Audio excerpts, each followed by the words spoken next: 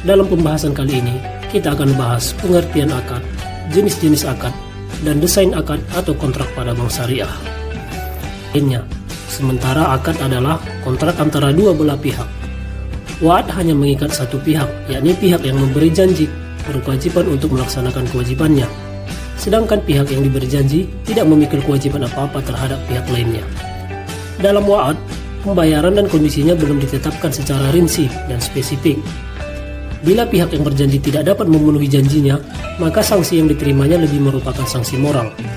Di lain pihak, akad mengikat kedua belah pihak yang saling bersepakat, yakni masing-masing pihak terikat untuk melaksanakan kewajiban mereka masing-masing yang telah disepakati terlebih dahulu. Dalam akad, bila salah satu atau kedua belah pihak yang terikat dalam kontrak itu tidak dapat memenuhi kewajibannya, maka akan menerima sanksi seperti yang sudah disepakati dalam akad. Poin kedua, jenis-jenis akad. Secara garis besar, akad terbagi atas dua jenis, yaitu akad tabaruk dan akad tijarah. Tabaruk secara bahasa adalah kebaikan. Jadi, akad tabaruk adalah akad perjanjian yang digunakan tanpa mencari keuntungan atau disebut dengan nirlaba. Akad tabaruk dilakukan dengan tujuan tolong-menolong dalam rangka berbuat kebaikan. Dalam akad tabaruk, pihak yang berbuat kebaikan tersebut tidak berhak mensyaratkan imbalan apapun kepada pihak lainnya. Imbalan dari akad tabaruk adalah dari Allah Subhanahu wa Ta'ala, bukan dari manusia. Namun demikian, pihak yang berbuat kebaikan tersebut boleh meminta kepada partnernya untuk sekedar menutupi biaya yang dikeluarkannya untuk dapat melakukan akad tabaruk tersebut. Tapi ia tidak boleh sedikit pun mengambil laba dari akad tabaruk itu. Akad tabaruk sendiri terbagi dalam 3 jenis, yaitu yang pertama, transaksi meminjamkan uang.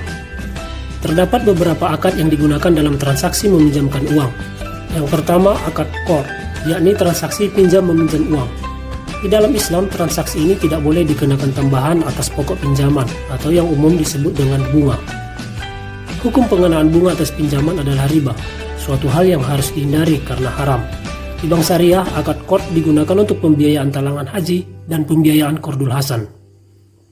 Yang kedua, akad meminjamkan uang yang digunakan adalah ron, atau disebut juga dengan akad rohnun, yakni pemberian pinjaman uang dengan penyerahan barang sebagai penjaminan atau sebagai agunan. Contohnya adalah transaksi gade emas. Yang ketiga, akad digunakan dalam peminjaman uang adalah akad hiwalah, yakni pemberian peminjaman uang bertujuan untuk menutup pinjaman di tempat atau pihak lain. Contohnya transaksi pengalihan hutang. Transaksi yang kedua dalam akad tabaruk adalah meminjamkan jasa.